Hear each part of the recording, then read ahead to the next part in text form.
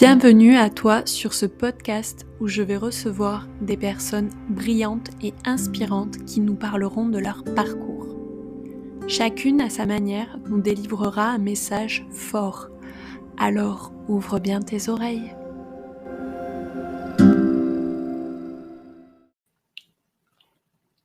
Hello! Hello! Alors, comment tu vas, Karine? Tellement bien! Merci de me faire venir sur ton podcast, ça me fait tellement plaisir. Hein? Alors, c'est moi qui dois te remercier parce que je suis vraiment honorée. C'est vraiment, je pouvais pas rêver mieux pour démarrer mon année. On est qu'au mois de janvier. Je pense que 2024 va être fabuleux. Définitivement. Déjà que tu l'as décidé, ça peut faire qu'autrement. Oui, j'ai posé mon intention. Ça, y a pas de problème. Karine, il y a des gens à qui je vais plus parler parce qu'ils te connaissent pas, mais on va quand même essayer de leur expliquer qui tu es. J'ai tellement ri quand t'as mis ça dans ta story. C'est trop bon. C'était énorme. Alors, Karine, tu es mentor pour les coachs. Tu as créé le journal de vie et tu es à la tête de l'académie Altitude. Je pense qu'en ce moment, tu dois être dans l'accélérateur coaching. C'est un programme de l'académie, oui. Oui, programme auquel j'avais participé qui m'a énormément apporté.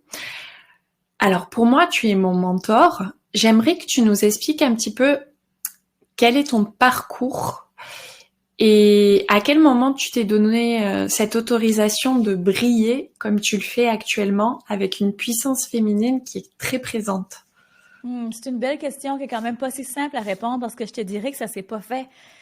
Tu sais, souvent on entend « Écoute, j'ai eu ce déclic-là et ça a changé ma vie du tout pour le tout ». Vraiment, moi, ça a été graduel, j'ai envie de te dire, avec différents épisodes qui sont arrivés dans ma vie. Mais je te dirais qu'un des points tournants, quand tu parles d'autorisation et de se permettre de briller et d'être un peu comme, tu sais quoi, à partir de maintenant, je fonce, il n'y a rien qui va m'arrêter parce que je suis déterminée. Je te dirais que c'est quand j'ai eu ma première fille. Donc, quand j'ai eu Charlie-Anna, mon bébé, ça a été vraiment un moment où je me suis dit, mais voyons, tu laisses donc bien des détails t'arrêter. Tu sais, le fait d'être, en tout cas pour moi, le fait de devenir une maman, ça m'a fait réaliser ce qui était vraiment important, puis ce qui n'est pas vraiment important. Et le fait qu'à partir de maintenant, j'avais quelqu'un qui me regardait toujours. Donc, ça, tu sais, d'être une leader, tu sais, parce que j'ai toujours été une leader dans les différents domaines où j'étais, mais ce rôle de leader-là spécifique est venu me toucher au plus profond de moi-même et ça a été, OK, à partir de maintenant, tu vas arrêter les détails, tu ne resteras plus les détails, t'arrêter. Et c'est vraiment été un moment tournant dans ma vie. Clairement, à cette époque-là, tu me coupes si je fais des erreurs, tu étais psychologue, tu avais ton cabinet. Exactement. Donc, J'étais en psychothérapie. Non, pas à ce moment-là, excuse-moi, c'est ma deuxième, ça c'est Michaela. Donc ça a été un autre point tournant aussi pour moi. Mais non, au moment où j'ai eu Charlie-Anna, je commençais tout juste ma compagnie qui s'appelait... Waouh, on a un peu un détail parcours entrepreneurial. Ça a commencé dans le milieu anglophone, donc dans le domaine fitness. Et la majorité de notre clientèle était américaine et tout ça. Donc, ce que je faisais, c'est que Dave et moi, on avait une compagnie de cookbook, de méthodologie pour mener la partie qui était plus muscle building, donc plus de masse musculaire. Donc, dans le fond, comment montrer aux gens à bâtir de la masse musculaire. Et moi, je m'occupais de toute la partie qui était fat loss, donc qui était perdre du poids et tout ça. Donc, c'était plus ou moins ma grande passion dans la vie. À ce moment-là, moi, j'étais à la maîtrise en psychologie, donc j'étais en train de terminer ma maîtrise et là, je venais de rencontrer Dave qui, lui, vivait ce lifestyle-là d'entrepreneur. Et là, je le voyais faire, il voyageait, ça allait super bien, son entreprise. Puis, justement, à un moment donné, ça a tellement explosé qu'il était comme, est-ce que tu aurais envie d'embarquer avec moi pour prendre cette partie-là? Parce que lui, ça l'intéressait plus ou moins toute la composante de perte de poids et tout ça. Et comme on s'entraînait ensemble, on faisait des meal prep ensemble, j'étais vraiment dans cet univers-là. Donc, je suis allée prendre une petite formation de nutrition et là, j'ai monté ce cookbook-là. Mais c'était pas ma passion première. Moi, c'était vraiment la psychologie que j'adorais faire. Et déjà, dans le milieu américain, même si pour les gens qui me suivent savent que je parle un mot français, je parle un mot anglais, des fois ça se mélange dans ma tête. Oui. C'était quand même pas quelque chose que à ce moment-là de ma vie où j'étais super à l'aise de parler en anglais. Donc tout était en anglais, les clients, les vidéos, la promotion, le marketing. Donc je trouvais ça pesant et c'était pas dans ma passion première. Donc lorsque j'ai terminé ma maîtrise, ce que j'ai fait, vu qu'on était comme entre deux déménagements, donc je pouvais pas ouvrir mon bureau à ce moment-là parce que ça valait pas la peine de se forger une clientèle puis ensuite déménager. Donc, j'ai ouvert la compagnie qui s'appelait Une vie exceptionnelle, où est-ce que j'encourageais les gens vraiment à développer une vie exceptionnelle. Donc, tout ça, ça passait par le mindset. Il y avait un défi. C'est là que j'ai créé le journal de vie aussi pendant que j'étais enceinte de Charliana, ma première. Et lorsque j'ai accouché d'elle et tout ça, là, j'étais vraiment dans cette compagnie-là. Et de fil en aiguille, eh bien, j'ai commencé, il s'est passé tellement de choses qu'on dirait que ça se bouscule là, quand je te dis ça comme ça, mais ensuite, j'ai ouvert mon bureau. Donc, on a déménagé. Donc là, j'ai ouvert mon bureau de psychothérapie. Et juste au moment où je venais d'accoucher de ma deuxième, et ça a été un autre point tournant parce que là, je me suis vue dans une entreprise que j'adorais. J'adorais ce que je faisais là en psychothérapie. C'était tellement un beau travail, mais je me sentais prise dans le 9 à 4. Je savais que je ne pouvais pas faire plus. Je savais que je ne pouvais pas aider plus de gens. Je ne pouvais pas avoir plus que 4, 5 clients, mettons, si je décidais que je ne mangeais pas la journée, donc que je coupais mon dîner. C'était la seule façon que je pouvais avoir 5 clients.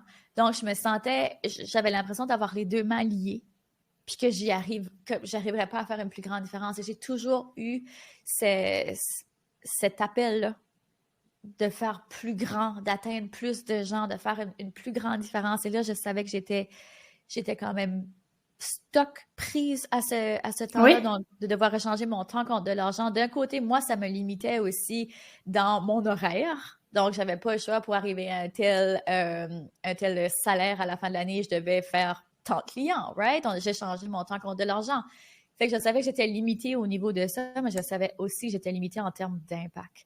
Donc, ça aussi, ça a été un autre gros point tournant de ma vie. Et quand on est maman, quand on vient d'être maman pour la deuxième fois, qu'on ouvre son cabinet, on est d'accord qu'il y a beaucoup de femmes qui t'écoutent et qui doivent se dire « Non mais attends, moi c'est le rêve de ma vie, qu'est-ce qu'elle voulait de plus ?» Oui, j'en suis totalement consciente, absolument.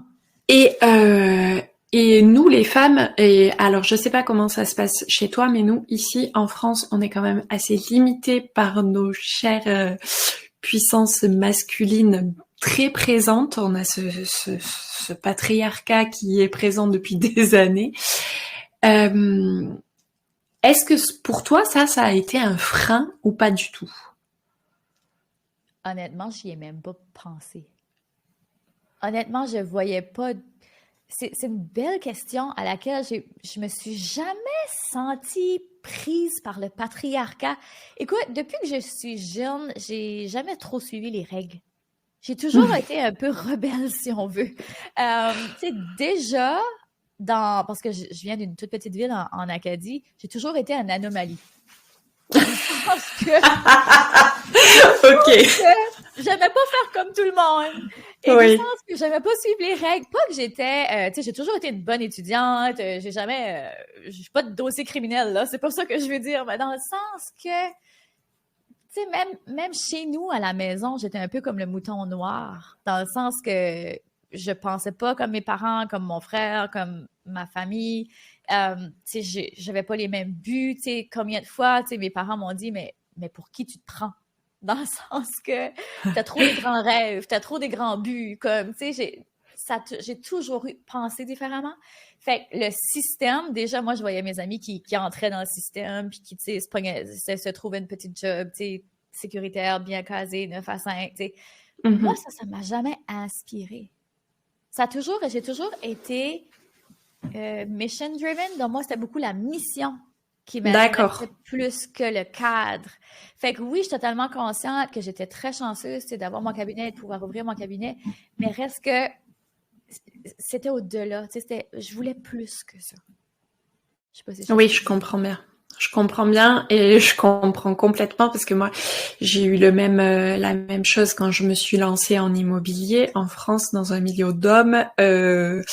on m'a dit, mais ma pauvre fille, j'avais pas les diplômes hein, en plus parce que moi on m'a dit t'iras dans ce lycée-là et puis c'est tout parce qu'il est à côté de la maison. Donc et quand j'ai voulu me lancer pareil dans l'immobilier, ça a été des gros sujets de conversation et heureusement que mon compagnon à l'époque qui est aujourd'hui mon mari m'a dit mais vas-y fonce, qu'est-ce que t'as à perdre?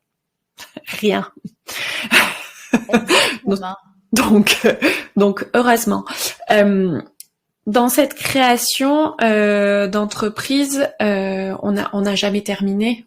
Tous les jours sont nouveaux et tous les jours tu te lèves avec une flamme qui t'anime. Quelle est la flamme qui t'anime là en ce moment pour 2024? Premièrement, je rectifie en te disant que c'est pas vrai que je me lève tous les matins avec la flamme qui m'anime.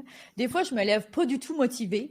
Et ça, je pense qu'on n'en parle pas assez souvent. C'est pas faux. On n'en parle pas assez souvent. Tu sais, souvent, j'entends ça. « Wow, Karine, t'es donc bien positive, t'es donc bien optimiste. » Oh, mais il y a des journées où moi aussi, je suis pas motivée. Et tu sais ce qui me tient, ce qui me mène à me lever? Clairement, oui, c'est ma grande mission. Ça, définitivement, ça fait toujours partie. Mais c'est la discipline.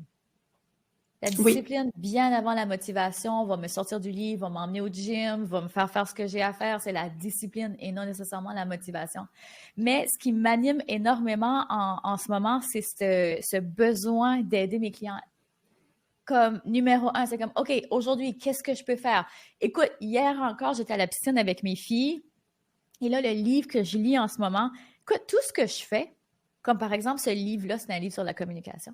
Oui, je le lisais pour moi, parce que je veux apprendre à devenir une meilleure communicatrice. On le sait, hein, dans le domaine du coaching, dans n'importe quel domaine de l'entrepreneuriat, puis même au-delà de l'entrepreneuriat, même si tu es une professeure, même si tu es leader d'entreprise, peu importe, la communication, à quel point c'est important de développer ça. Surtout dans un univers avec l'intelligence artificielle qui prend de plus en plus de place. Écoute, on devrait partir là-dedans. Mais hier, je lisais mon livre et encore une fois, j'avais cette réflexion-là que oui, je le lis pour moi, mais je le lis pour être capable d'enseigner à mes étudiantes, pour qu'elles deviennent de meilleures communicatrices. Mais je ne peux pas leur enseigner à devenir de meilleures communicatrices si moi, je ne suis pas de meilleure communicatrice. Donc, chaque jour, je suis toujours en train de vouloir m'améliorer avec ce feu-là en arrière qui me dit, mais si tu veux enseigner quelque chose et que tu veux passer au prochain niveau, il faut que toi, tu l'incarnes. Il faut que toi, tu sois une pro là-dedans. Fait que c'est ça qui me pousse chaque matin. C'est bien plus grand que moi. Oui. Oui, et effectivement, quand il y a des projets qui sont bien plus grands que toi, tu es animé, mais tu es obligé d'avoir une discipline. Et la discipline, c'est pas un gros mot. Non. C'est pas du tout un gros mot. On voit ça comme quelque chose de barbant, d'ennuyeux, le fait d'avoir une routine, le fait d'avoir une planification. Moi, j'ai des gens qui sont autour de moi et qui me disent « Oh là là, mais planifier, c'est chiant. Oh, » mais qu'est-ce qui est plus chiant? Planifier ou te rendre compte à la fin de ton année et quand c'est à la fin de ton année, c'est encore heureux, mais à la fin de ta vie, que t'as rien planifié, mais t'as rien fait du tout non plus. Exactement. Exactement. Et tu sais, tu dis ça, puis je me retrouve quelques années passées où est-ce que j'avais aucun système de productivité en place. J'avais aucune planification en place plus que ça. Tu sais, je me laissais vraiment porter par mon flow féminin, puis comment ça allait cette journée-là, puis si j'avais envie et tout ça. Je détestais tout ce qui pouvait avoir l'air d'un cadre. Je sais quand j'avais un petit côté rebelle. Et c'est lorsque j'ai frisé le burn-out à un moment donné, je me suis rendue au bout, je me suis poussée à bout, j'étais toujours réactive et j'arrivais pas à faire la moitié des choses que mon mari faisait en business. Tu sais, on est tous les deux en entrepreneuriat et j'arrivais pas à accomplir la moitié des choses qu'il faisait. Et là, je me disais, il y a quelque chose qui fonctionne pas. Hein? Et là, lui, c'est un pro de la productivité, des systèmes et tout ça, puis d'être justement carré et tout. Et justement, là, il me disait, ben Karine, tu devrais faire ça de telle façon, mais je sais pas si c'est comme ça pour toi, Sophie, là, mais moi, quand Dave me disait quelque chose à cette époque-là, c'est un peu la même chose que si ma mère m'aurait dit quelque chose. C'était comme, non, vu que ça vient de toi, je vais pas le faire. Alors, je voudrais que mon mari écoute ce podcast. Tu vois, je ne suis pas la seule, mon chéri. Voilà. Donc, ça m'a pris du temps à faire comme, OK, peut-être qu'il a raison, peut-être que je devrais l'écouter. Et bon, j'ai commencé à mettre ces systèmes en place. Et j'ai réellement vu différent. J'ai réellement vu toute la valeur que ça peut apporter d'être productive et non réactive, de commencer à être disciplinée, de pas juste écouter son flow féminin puis d'être comme, oh non, aujourd'hui, je suis pas dans cette vibe. Non, juste go. Et aujourd'hui, je te dirais ce qui me pousse, c'est, je m'entoure beaucoup de gens qui sont très high level. Et je les étudie, tu sais, je suis en psychologie, j'étudie les comportements. Pour moi, Oui. c'est une fascination, là, le cerveau. Et là, j'étudie vraiment, tu sais, le cerveau, les façons de faire des personnes qui sont comme 10 pas en avant de moi. Là, je les étudie parce que je suis comme, si je veux arriver là, il faut que je sois capable de penser comme ça, d'agir comme ça. Et là, une des choses qui est très frappante des gens qui ont énormément de succès, c'est qu'ils sont très disciplinés. Et là, maintenant, je vois ça comme quelque chose de vraiment brillant, si on peut dire ça. Avant ça, on pouvait voir la discipline comme quelque chose de terne, quelque chose de contraignant. Mais maintenant, je suis comme, non, c'est un super outil pour m'aider à arriver au next level. Fait que maintenant, la discipline, je suis comme fière quand je lâche pas ma discipline. Et je la lâche pas non plus, je suis vraiment très déterminée. Fait que je suis comme, OK, ça me tentait pas, mais on dirait que ça me rapproche de ce type de personne-là, d'agir comme ça, de penser comme ça. Je sais pas si tu comprends où est-ce que je m'en vais avec ça. Je comprends là où tu t'en vas, et il y a un autre phénomène qui est totalement l'inverse, c'est de regarder la personne que tu as envie de devenir, tu sais que ton prochain niveau est là, mais cette personne-là, comme elle t'énerve. Elle t'énerve. Au début, elle t'énerve. Et tu sais quoi? Ça, c'est un signe, Sophie. Et moi, j'ai appris à me mettre dans des situations, on appelle ça des triggers, je sais pas le mot déclenchement peut-être. Ben, t'énerve, c'est bon. T'énerve, c'est bon, on comprend ce que ça veut dire. Tu sais, par exemple, de la jalousie, par exemple, justement, t'énerver, même du dédain. Écoute, ça peut être plein de différentes émotions qui remontent, mais tout ça, là, ce sont juste des indicatifs pour te dire, tu portes ça en toi. Et là, ça t'énerve justement parce que tu sais que tu es capable d'y arriver. Et là, tu mets plein de mécanismes de tout sabotage autour de toi pour pas y arriver. Et c'est pour ça que ça t'énerve. Parce que tu aimerais être là ou faire ça ou telle chose. Fait que maintenant que je suis tellement conscient de ça, quand je vois quelqu'un justement, puis que là, il y a ce petit « i » là qui remonte, je suis comme « Ah, tu ne mourras pas! Tu ne mourras pas! » Là, je parle à mon cerveau. « Tu ne mourras pas! » Je vais journaler sur ça. Je vais m'asseoir et je vais être comme, OK, c'est quoi qui m'énerve de cette personne-là? Pourquoi ça m'énerve? Qu'est-ce que ça vient chercher? Et là, j'essaie d'aller trouver, de creuser, OK, où ça vient? Et après, je n'évite pas cette personne-là. Je continue d'être dans son univers. Et là, ce qui est la plus beau avec ça, c'est que tu finis par être désensibilisé. Après un moment, parce que tu l'as vu, tu l'as reconnu, comme dans n'importe quoi, et tu es prêt à y faire face. Oui, non, mais clairement, on est d'accord, ce genre d'émotions, il faut savoir les accueillir et dire « Ah, ok, alors, là, j'ai cette émotion qui est en train de monter, c'est normal, c'est tout à fait normal, ne te casse pas des briques sur la tête, tu es humaine, tout va bien. » Accueille-le et dis-toi « Ah, alors, du coup, ça veut dire que c'est là qu'il faut que je m'en aille pour aller augmenter mon niveau. » Ok. C'est plus facile avec cette affaire, j'en suis totalement consciente. Ok. C'est pas toujours évident, mais c'est quelque chose qui... Moi, j'ai 42 ans et ça m'a mis 42 ans pour capter le truc. Donc j'écoutais ton podcast l'autre jour où tu disais que ça faisait 58 fois que tu répétais la même affaire et j'invite les gens à écouter un nombre de podcasts, à suivre un nombre de personnes différentes, à lire des livres différents et à continuer de le faire parce que un jour, tu sais pas pourquoi, tu es tranquillement en train de lire la phrase que tu as lue une vingtaine de fois dans d'autres bouquins et ce jour-là, bing, l'ampoule qui s'allume au-dessus de ta tête et là tu te dis « Ah ouais. » Et là, tu vas commencer à passer à l'action. Et tu sais quoi? Le bon moment, il n'y a pas de bon moment, c'est maintenant. C'était pas il y a 15 ans, c'était pas il y a 25 ans. Si c'est maintenant que tu as 42 ans ou que tu as 62 ans ou que tu as 80 ans, c'est maintenant qu'il faut le faire, fais-le. Surtout, n'hésite pas. Est-ce que tu as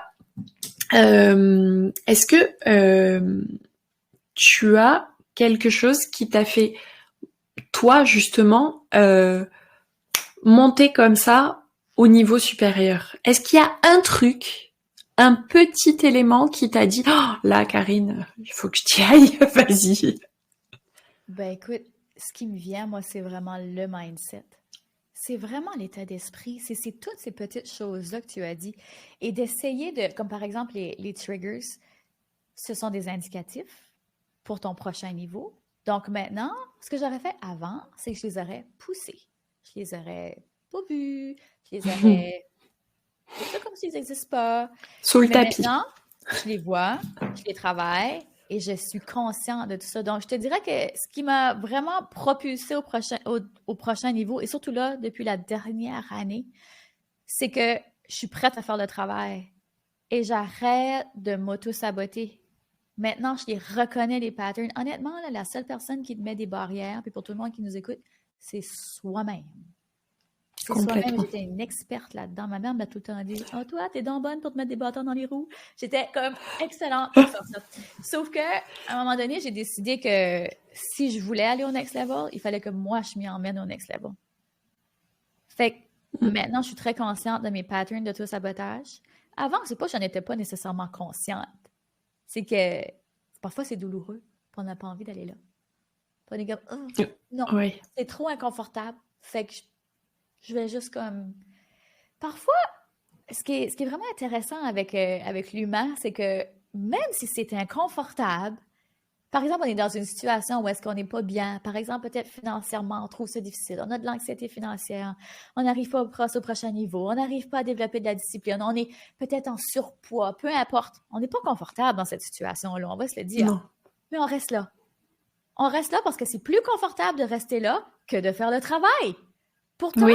Ça serait inconfortable de faire le travail, je suis d'accord avec toi, mais à un moment donné, tu passes ce cap-là et c'est fini. Versus, on reste des années dans cette espèce d'espace-là qui n'est pas confortable, il n'est pas plus confortable, mais on arrive au même résultat. Oui, et c'est pas très joli, c'est pas super joli, et puis c'est pas satisfaisant, et ça ne nourrit pas à aucun niveau. Ça ne nourrit aucune sphère de ta vie, et même c'est même pire que ça. Je dirais même que c'est vicieux. On se cache aussi parfois, souvent, derrière son entourage, et on va dire ouais, mais moi je peux pas faire ça parce que. Alors là, c'est la pire excuse que j'ai entendue, et je l'ai certainement moi-même formulée. Parce que moi, j'ai pas le temps, j'ai des enfants. Alors celle-là, elle est quand même assez horrible parce qu'ils sont tout petits que déjà on leur met un poids de 80 kilos sur le dos. C'est quand même assez affreux. Et ensuite, quand on commence quelque chose de nouveau, on fait l'erreur de croire que notre entourage va nous soutenir. Et non. Pas toujours, parce que quand tu es une anomalie, tu as 25 idées à la minute.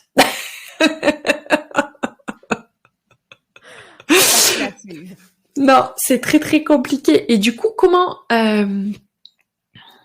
on va le dire, toi tu es une pile électrique, t'as des idées, en veux-tu, en voilà, t'es Gémeaux comme moi, et puis ça part dans tous les sens. Comment tu fais justement pour te dire, bon, allez, cette année, je choisis un combat, une évolution, et je vais me tenir à ça. Comment est-ce que toi, c'est quoi ton astuce pour tenir le cap?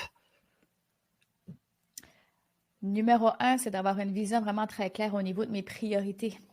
Fait que, tu sais, quand tu as dit tantôt, tu as parlé du rôle de maman, puis à quel point, des fois, on met l'excuse en avant que j'ai des enfants. Je peux pas faire ça. Et, tu sais, quand celle-là, là, pour vrai, tu sais, même moi, je l'ai eu, cette excuse-là, mais à un moment donné, j'ai shifté ça. C'est comme, comment est-ce que...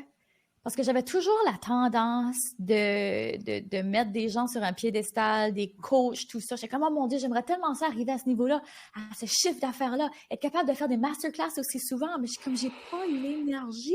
Honnêtement, j'ai pas l'énergie.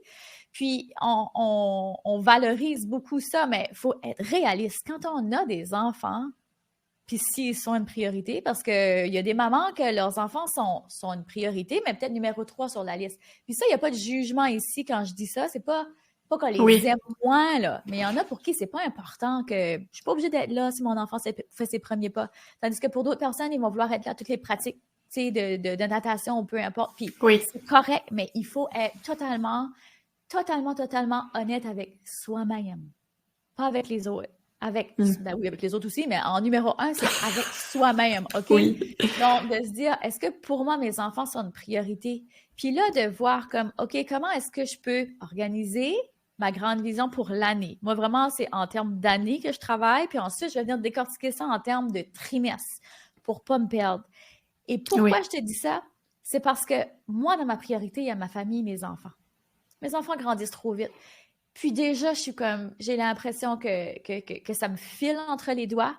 Puis je le sais, je suis très bien consciente que un jour, mes enfants, ils vont partir à l'école, puis ils vont, tu sais, à l'école, à l'université, faire autre chose, ils vont sortir d'une vie familiale. Et là, j'aurai tout le temps du monde pour travailler. Fait que tout de suite, oui, mon travail est hyper important, mais il passe pas avant ma famille. Fait que ça veut dire quand vient le temps d'établir ce que je veux voir devenir une réalité dans mon année, vu que ces priorités-là sont tellement importantes, et dans mes priorités, il y a aussi m'entraîner, il y a aussi avoir une vie sociale, il y a aussi avoir une vie tout court. Parce que je veux oui. pas être cette personne-là, puis là, je parle de mes priorités à moi, là. Mais c'est à vous de définir quelles sont vos priorités vraiment importantes, d'être très honnête avec ça et d'avoir une très bonne connaissance de soi. Ça, c'est l'autre chose. Moi, je sais que je peux pas tenir 25 projets dans une année si je veux bien les faire puis les amener à terme. J'en suis totalement consciente. Donc, dans une année, là, si je te dis que je choisis 5 projets, c'est à peu près ça. C'est tout. Avant, j'essayais justement d'en amener 8, 10 projets. Puis là, j'étais comme, mais j'arrivais pas, ou je me brûlais, ou mes priorités prenaient le bord.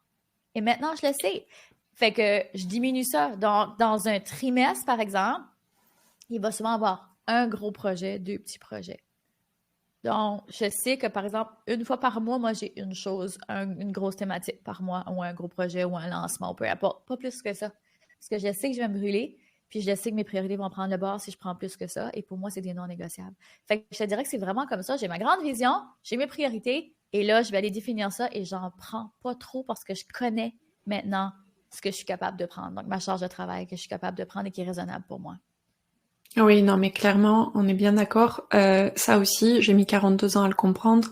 Et c'est quand même un vraiment game changer au niveau de la planification. Genre, pendant une semaine, j'ai juste 3 priorités, quoi. Juste 3. Parce que sinon, ben, j'avance plus. Et puis, en plus, le temps, il est court. Et autant faire des choses de qualité plutôt que de partir dans tous les sens. Et ça, c'est vraiment pas évident à capter dès la première fois. Euh, Karine, j'ai une petite question. Vas-y. Quel est ce don si spécial que seulement toi détiens? Moi, Oui. c'est le don de voir à travers les gens. Honnêtement, là, quand j'arrive en coaching, en one-on-one avec quelqu'un, c'est souvent, toutes les clientes qui arrivent dans mon univers, elles sont mêlées, elles ne voient pas. C'est la capacité à voir ce qu'elles ne voient pas. Ça, j'ai vraiment un don pour ça. L'énergie des gens aussi en affaires. Tu sais, souvent, Dave va commencer des collaborations. Je suis comme, oui. J'ai vraiment comme ce don-là de vision. Et surtout, c'est ça, les amener à voir ce qu'elles ne voient pas. Donc, parfois, ils vont arriver et c'est comme, ah, c'est pas clair, je sais pas où y aller, je sais pas c'est quoi la prochaine étape, ou je sais pas c'est quoi mon don, ou je sais pas, tu sais, quoi faire avec mon branding, comment l'amener à un niveau plus supérieur. J'ai vraiment ce don-là, ce pif-là d'être capable de voir à travers les gens. Oui, je peux le témoigner parce que j'ai fait partie de l'accélérateur et je sais que oui, effectivement, tu sais souvent mettre le doigt dessus. Et je vais terminer cet épisode en te remerciant vraiment d'avoir participé. C'est pour moi un honneur. Et je dirais que pour moi, passer le cap de prendre un coaching, ça a été une transformation énorme dans ma vie. J'ai commencé par toi, Karine, et ça a été fabuleux. Donc je voulais te remercier. Je remercie aussi Dave. Je vous embrasse très très fort. Et peut-être on traitera d'un autre sujet dans un autre épisode de podcast avec grand plaisir. Ça sera avec plaisir. Merci tout le monde d'avoir été là. Merci à toi, Sophie. Gros bisous. Merci.